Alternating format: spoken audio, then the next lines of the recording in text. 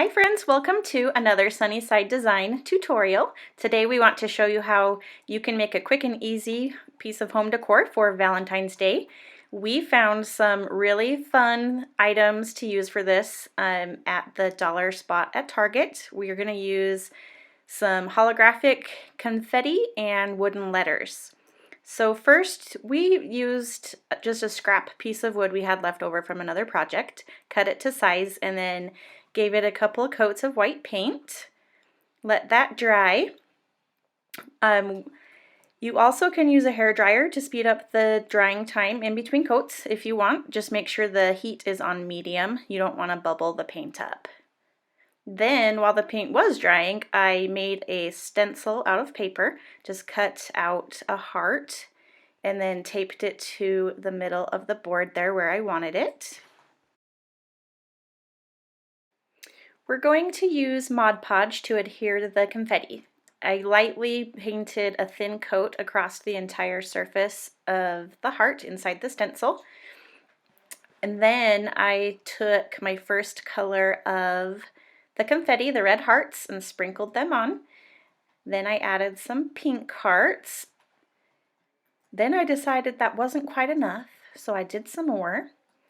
And then added our black arrows. Once you get those all sprinkled on there, pat it with your fingers to make sure it is into the Mod Podge so that it will stick. Then you'll just tap the side of the wood on the table to get off any loose confetti, brush away any other loose pieces, and this will give you an idea of any of the empty spaces that you may want to fill in. So here I'm just using a little bit of Mod Podge, putting on a little piece of confetti here and there where I feel like it needs to be a little bit more filled in. Allow this to completely dry before you move on to your next step. Then I took the Mod Podge and poured a little bit on top of the heart, and I just liberally brushed it over the entire piece of the wood. I just didn't want the confetti getting picked off or falling off, so this will really ensure that it is all secure. The Mod Podge does dry clear, so you don't need to worry about that changing the appearance of anything. Just make sure that you smooth it out. You don't want any streaking to show. So I have a little bit of excess on there and just kind of smoothing it out so that you can't see any brush strokes. Then allow that to fully cure. Now we're going to work on the frame. We just cut some scrap wood to size, and we followed the same technique we used on our DIY reversible holiday signs last spring. So we'll put a link to that post in the description below so you can go see how we decided to cut those and the technique for that. We did take the hair dryer again to these after to just speed up the drying process. All right, now it's the fun part. We get to use some power tools. Hopefully those are not scary to you.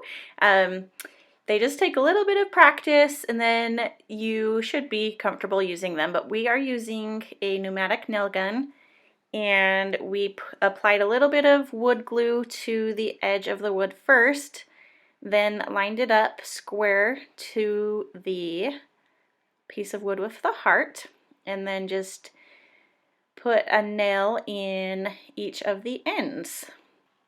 So I'm just doing the bottom edge now, and then I'll do the top.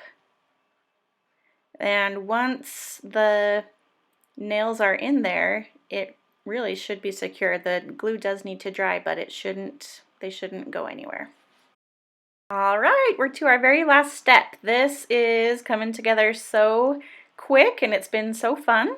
We have our wooden letters we picked up again at the Target dollar spot. The package we had came with a couple of different phrases, so you could do a couple of crafts out of the one little bag. We decided to have this one say love you. So we're just putting a little bit of wood glue on the back of each of the letters. I did apply a piece of masking tape down at the bottom edge just to give me a straight line to work with. Then I attached all of the wooden letters And when they were in place, I just pulled the tape up. And just make sure everything is nice and straight. Now just make sure you leave your craft laying flat for the wood glue to dry. You don't want to tip it up on end and risk the letters slipping down your front side there. And then you're done. Thanks so much for joining us today for another Sunnyside design tutorial.